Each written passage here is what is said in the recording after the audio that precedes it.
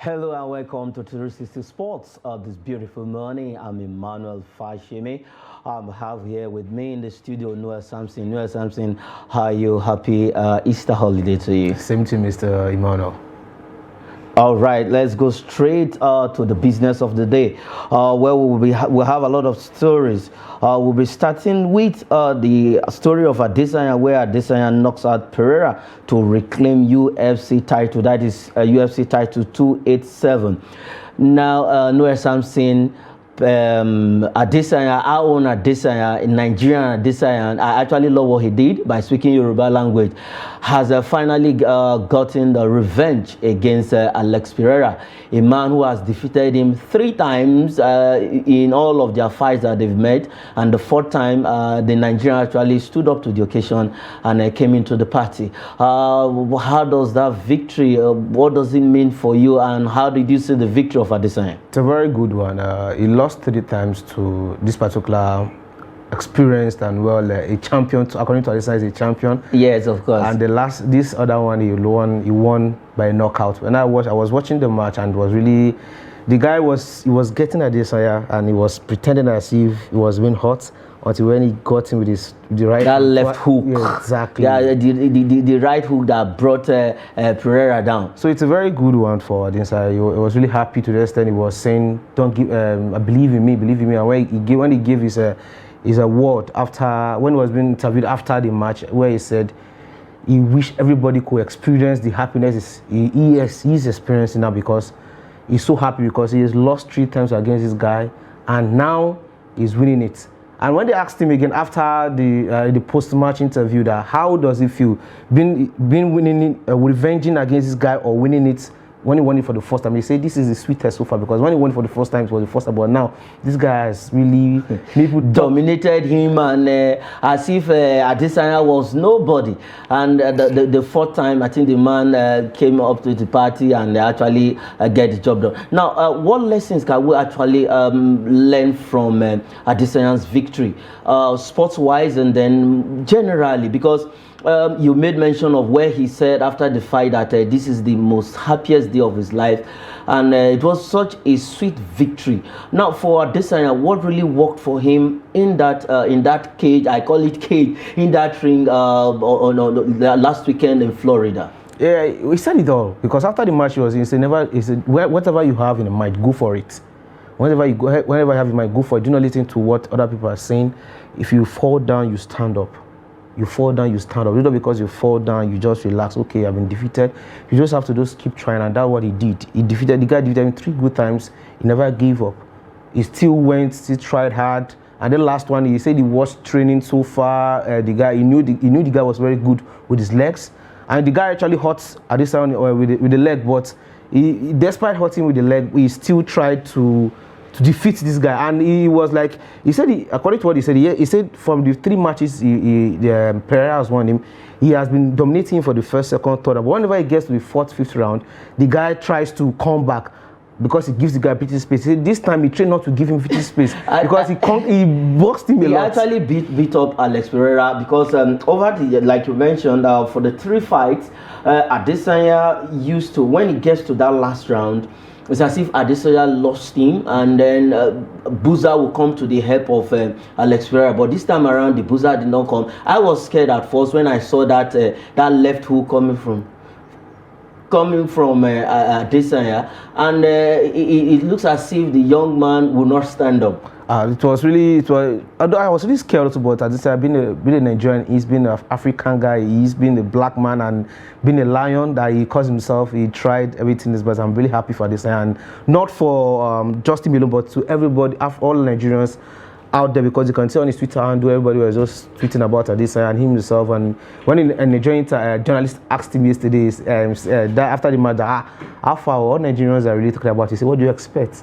It's how they did my people. So I'm really proud of him. We're all happy about it. Even all our presidential candidates who wished him well yesterday after his victory. Even the sports minister. Yes, and he talked about Kamaru yesterday, and he said either Kamaru lost or lost, he's a champion, he's a champion. Of course. And we also were rooting for Kamaru to actually come back also and get his own sweet victory and come back out to the ring and do what he knows how to do. Let's move away from the story of Adesanya right there in Florida and head straight to the AFN, where AFN invites athletes to come for Africa Under 18 and Under 20 Championship. That is the Athletics Federation of Nigeria has actually invited a total number of 55 athletes. I know others will join to come for the Under 18 and Under 20 Championship that will be coming up. It was supposed to be in Zambia, but it has been shifted to a new venue.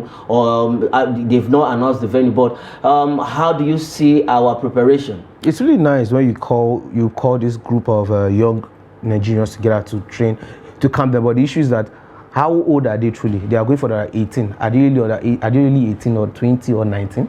It's not when you have people that are like 25. Are you asking me? No, I'm just saying it's a rhetorical question. I'm not the AFN president. So it's a rhetorical question I'm trying to ask. So it's true we are camping these guys is good. Are they really of that age? After the camping, after going for the tournament, what is it after them? After that, I mean, it's not that you only camp them and keep them, training them. No, what is after the camping? Do you have a future in the competition, in this athletics sports they've ventured into? So that is the main question we should ask ourselves and everybody. But it's a really good one. You bring these young players together, you camp them, keep them on side to train them ahead of the championship, ahead of the competition coming up, and they won't disclose the very now. So it's a good one. But are they really 20?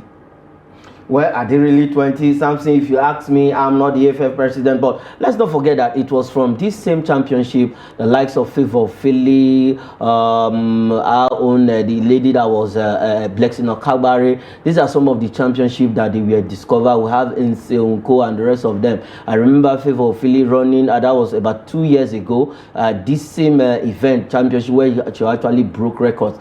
Now, generally speaking about athletics, Nigeria used to be the top, let me say the top notch when it comes to athletics in Africa, and sometimes we used to do well in the Olympics and then in the World Athletics Championship.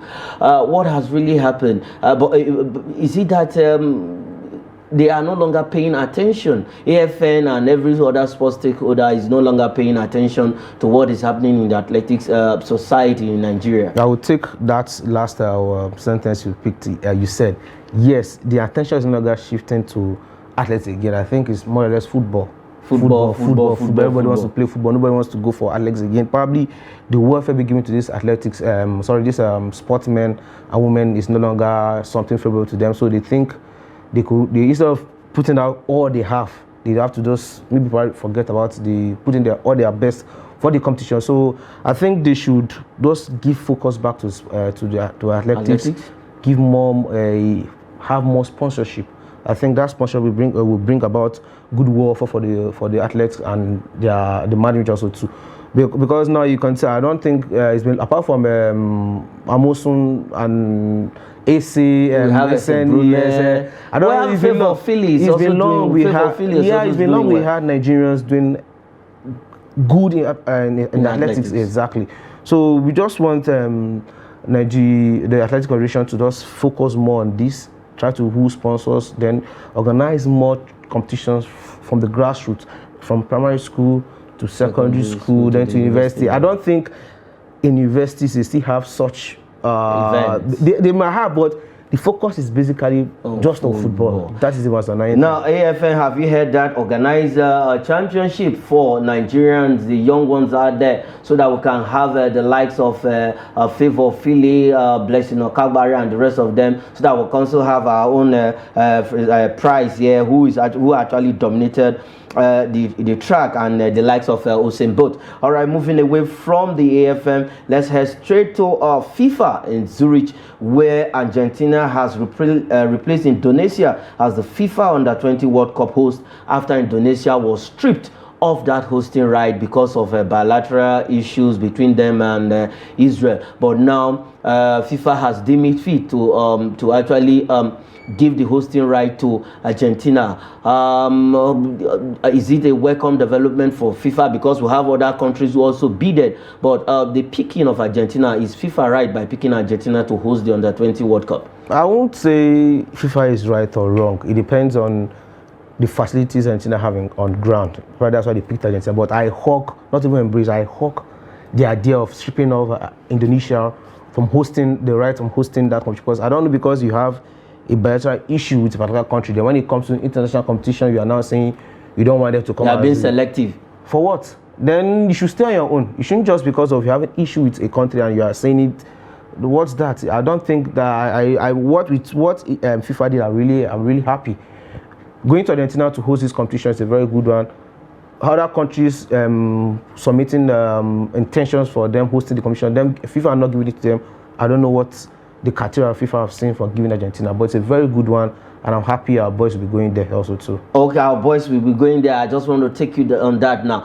What is our chances? The Flying Eagles' chances? Because they will be going back to camp as feelers are coming in, that they will be going back to camp. That is when Eagles leave camp. But if you look at our performance at the Under-20 AFCON right there in Egypt, can you say we are going to replicate the likes of what our squad did in 2005, in 1985, where we got to the final in 2005? That is Mikel, the same Lionel Messi squad, Di Maria, and the rest of them.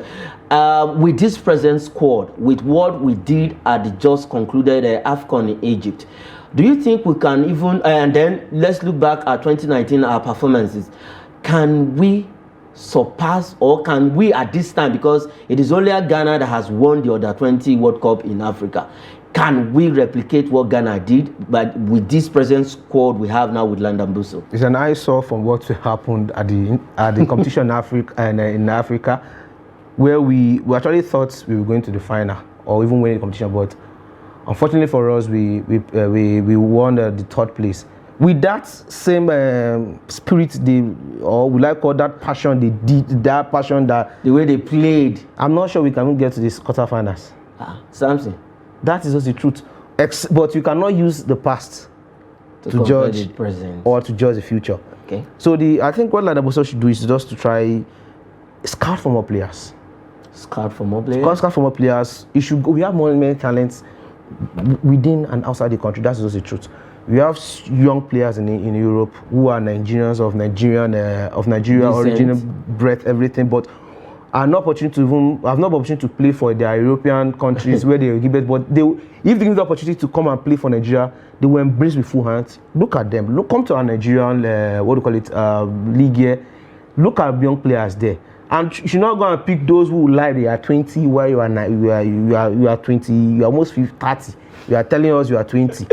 So, and probably statistics and those with more passion, and those with from this particular team that went to the AFCON Under-20, you can pick some from there and also add others to it. Exactly. Landon Busso, you can actually hear Noel Samson right now telling you to look inward, go around, scout for players, and then add to the ones you already have. But let's not forget that we dominated Africa in AFCON. That is the Under-20, 7 times champion, and before they went to Egypt, they were WAFU B Union champions. They won the gold right there in Niger, Niamey. But this time around, when we got to the AFCON, we couldn't do anything. But come to think of it, you made mention of maybe inviting foreign players.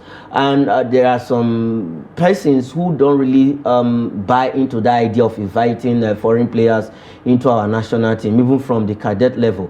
How do you see, maybe if we get foreign players who are good enough side by side with our own home-based players? I like what you said, side by side. You cannot just, for those foreign players, we have a kind of, we like call the much exposure these boys on. These are our Nigerian boys on. Are you saying we don't have exposure? No. For instance, I don't think any of our players now in the Under-20 has played in a stadium field of 50,000 capacity before. Who told you? I'm not sure of that. That's just the truth, because now if you look, most of these are players that play for. But they've seen it in. Look at the match against Egypt in under 20 AFCON. Look at the way. Yes, look at we were playing against the host, so the stadium was packed full. Packed full. Were also part of. So they played. You cannot compare what the European standard than of Nigeria. Well, I'm not saying you should fill the team with foreign players. Those at least if you can bring like 6 or 7 among them, you add to the many ones here. Then if it starts, you can have one at the midfield, one at the center, at the defense, and one at the attack. It's going to and then maybe a goalkeeper. Yeah, no, I don't. It depends on how you do the coach job, but it's going to add. It's going to add a little flavor to it. Okay, it's going to add a little flavor and maybe steam to the team. Landa Busu, you can hear Newell Sampson, get players. We want to win the Under-20 World Cup. Let's move away and come back home where the MPFL, we have results and matches over the weekend in the MPFL. The first match that was played over the weekend was Bendel Insurance playing 1-1 with Kwara United. Dakada FC defeated Doma United. Niger Tornadoes and Rivers United played out goalless. Aqua United and Nasra United ended it on the 2-2 goal apiece. And then Sunshine Stars in the let me say Southwestern Derby, Sunshine Stars and Rangers International played at 1-1. Lobby Stars and Remo Stars, it was Sunshine Stars and Remo Stars played 1-1. Lobby Stars beat Rangers 2-1. Shooting Stars of Ibadan and Bayelsa United ended 2-1 in favor of Bayelsa United. Wiki Tourists beat Plateau United, played 1-1 with Wiki Tourists, beat Economy Warriors 1-0, and then Enyimba beating Plateau United 2-1. Sorry for the mix-up of the result there, but that is the result. Enyimba beat Plateau United 2-1. Wiki Tourists edged Economic Warriors 1-0. Then Shooting Stars and Remo Stars played out 1-1 draw. From the standing other results on the screen right now, it's correct. Now let's look, before we go to the table, look at the result. Let's pick Enyimba Plateau United. Plateau United and Enyimba, they are in the same group. Now Enyimba has moved. Okay, let's have the table. Let's have the table so that we can actually side by side and see. Okay, now look at the table. That is Group A, where we have Benden Insurance stopping the only team that has not lost. Now look at Enyimba. Enyimba occupying the 3rd position where Remo Stars was before, and then look at Plateau United dropping to 5th position. Plateau United was on 4th position, and now Remo Stars have taken over. Now if you look at the results and then the table from what you are saying, let's have Group A table. Now if you look at the results and then how the table stands. Now Enyimba Plateau United 2-1 it ended. Plateau United having mix of results. That's a really one thing I'm happy about this competition so far in the Nigeria Premier League is that it's not being competitive. It's really something you want to watch. Because I browsed through during the weekend, we went through browsed through some of the games they played, and it was really quite nice. The margin was not that wide. There was a kind of some draw. And we have one away with Bayelsa United, a team that won, that were the highest. They won with the biggest margin the other weekend, and yesterday they won at home, and yesterday they won away. 6 points with 7 goals in just 2 games. Yeah, so it's a really nice one. But the main board of the is that at least these matches are being played without the fear of going to away. You're going to go to an away team and win at all costs. Home must win. That is my most important. And from the table you can see okay, Bendel Insurance, that's Group A. They are really, I don't know, those they might win the, who knows. They still have the Super 6 to play, and they are having 27 points. Let's look at the table right now. Bendel Insurance, they've played 13 matches, 7 wins, draws 6. They have not lost any. They have goals for 17 and goals against. That is 7, and then goal difference they have 10. And then with 27 points, closely followed by Aqua United, who have a goal difference of 7 and 23 points. Please, let's have the table. Now, Bendel Insurance have not lost any game in the league. Do you think they will go ahead, because we still have the Super 6, they will go ahead, let me say, because already is sure that they have qualified for the Super 6. can we now say they are going to do probably the invisibles of Arsenal in Nigeria? I think so, because you can see from the table, because you have 27 points, you haven't lost any game. The morale is there. The morale is high. When you go, when you say morale high, the morale is high. So anybody they meet, instead of them losing, they will rather draw. That is what I know about them. So they are trying everything possible to just make sure they win the competition. And you can see Aqua United also too. The table is very competitive. The only team we have are National United and Academy Warriors. Yeah, the only ones there without a point there so far. They have 9 and 8 points. They are down below. All right, let's have a Group B. Quickly, let's just look at the Group B table where Lobby Stars is topping. They've taken over from Rivers United, though Rivers United have a game in hand, and then followed by Niger Tornadoes occupying third, and surprisingly, a team that just got promotion this season, Doma United, occupying the 4th position, and then we have Dakada and Wiki Tourist on 9 and 10th, and probably those 2 teams might get relegated. But if you look at Group B and Group A, now Group B is as if is it tougher than Group A? Yeah, because the person who's stopping Group A has 27 points, and Lobby Stars is having 23 points in Group B. Yeah, it seems this group is quite competitive. The other Group A is competitive also too, but we have champions in Group A, don't forget that. Yeah, but this is quite more competitive because we also have those 3 points. Just a slip from Lobby Stars will give Rivers United, who has a game in hand. Yeah. So you can see, this is more competitive now. If Lobby Stars could win the other game, now they have 23 points with Rivers United. We have 22 points with Lobby Stars. Now, if Lobby Stars lose and Rivers United wins, you can see automatically. But no matter how it is, all the 3 teams there will qualify for the Super 6. Let's move away from Nigeria and head straight to England in the Premier League. Where matches over the weekend came up in the Premier League. So why are you laughing, Samson? I have not said anything and you're laughing. Surprisingly, the homecoming of Lampard, let me say the second coming of Lampard, didn't actually start well for Frank Lampard. They lost to Wolves 1-0. Ended. Is it a sign of good things for Lampard and Chelsea? I watched the match Chelsea against Wolves United, and Wolverhampton. I mean, they deserve to win the match, because you can see Chelsea were playing as if they were scared.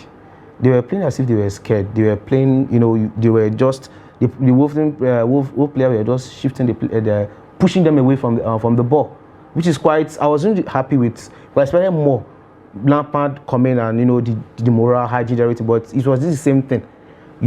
Chelsea now, once they concede a goal, for them to equalize is a problem. So and that goal came in earlier. Very fantastic goal. You can see it was like a crossing, and that player, I've forgotten that his name, just whipped the shot, and in fact, who is Kepa to hold the ball? But who knows? Some from France were saying, okay, no, it's the first game. This is the same thing we've been saying from beginning of the season. The same lackadaisicality from the players. I don't know if the passion is not there or everything, or because they have not yet, they are not together. They have not yet, we call gelled together. But that's why they are not really performing that way. But it's really disappointing, and as a Chelsea fan, I am not happy. Okay, let's look at the table where Arsenal actually got a sleep after playing 2-2 draw with Liverpool at Anfield. And for Liverpool, they've not lost at home since 2016 to all the big 6 in England. Now, Arsenal is topping the table with 73 points with 43 goal difference, followed by Manchester City with 48 goal difference and then 67 points. We have Newcastle on the 3rd position with 27 goal difference and 56 points. Manchester United on the 4th position with 7 goal difference and 56 points. Tottenham on the 5th position, 13 goal difference, 53 points. Aston Villa, surprisingly, on the 6th position with has played 30 matches, 1 goal difference, 47 points. Brighton, Liverpool, Brentford, and Fulham in the order. That is where Chelsea used to be, but Chelsea has pushed away. Now let's look at the first 5 positions. Now look at the goal difference of all the 5 teams. Manchester United has a very poor goal difference there, But between Arsenal and Man City, 43-48, just 5 goal difference. The two teams are actually scoring now 67-73 points. Now, we thought Arsenal was going to get all the 3 points at Anfield. During the weekend against Liverpool, but they couldn't get that, and they have afforded Man City to close up the gap again. Now, if you look at it, with this slip from Arsenal, does that mean that the pressure will be on them for Man City to take over? Automatically, the pressure is on Arsenal because now Man City have a game at hand to play, and if they can win that game at hand, you have only 3 points, and Arsenal still have Man City to play. They still have Chelsea to play. Let's even leave Chelsea. If you talk about Manchester City will not take likely Arsenal if they want to play Arsenal. And they still have all that smaller Are teams you to now play. a prophet wishing us that? No, I'm not wishing Arsenal. It's just reality. Because now, if I'm not sure Man City now they want to win the league, because now the game at hand they play. If Man City, I'm not saying they might win. If Man City might wins that game, it's not be what 70 points. Yes, it's going to be 3 points. 3 points difference. Now it seems Arsenal will be playing Chelsea. They will play Man City. Now, forget about Chelsea. Arsenal is going to win Chelsea. Okay, let's look at the second half of the table quickly. Chelsea is still remaining in 11th position after they lost. Crystal Palace following with 33 points. Chelsea is on 39 points. Wolves have 31 points. West Ham United have 30 points. Bournemouth, Leeds, Everton, Nottingham Forest, Leicester City, and Southampton in that order. And if you look at it, all the teams that are at the bottom there, we have our Nigerian players who are playing there. Nottingham Forest, Leicester City, Everton, Southampton. We have all Nigerians. Funny, there are two in each of the teams. Two in each of the teams. Dennis and Awoni at Nottingham Forest. Leicester City we have Ndidi and Iheanacho. At Southampton we have Paul and Aribo. Aribo. So, all right. Okay, quickly before we go, let's look at the Serie A table. Let's look at La Liga table. I beg your pardon. Where also in La Liga, Chukwueze was brilliant. Over the weekend, a brace against Real Madrid, giving Villarreal that all 3 points at Santiago Bernabeu. And if you look at the table, because of that now, I think Barcelona will eventually win the league with the way it stands. 71 points. Real Madrid is on 59 points. Atletico Madrid 54. Real Sociedad, Villarreal occupying the 5th position. Real Betis, Atletico Bilbao, Osasuna, Real Vallecano, Celta Vigo. Quickly from you, do you think Barcelona will win the league? Otilo, that's what I would say. Otilo. All right, that is much we can take on the program 360 Sports with me, Emmanuel Fashemis. Noah Sampson, thanks for coming on the show. The pleasure is mine, Mr. Emmanuel. All right, catch you later.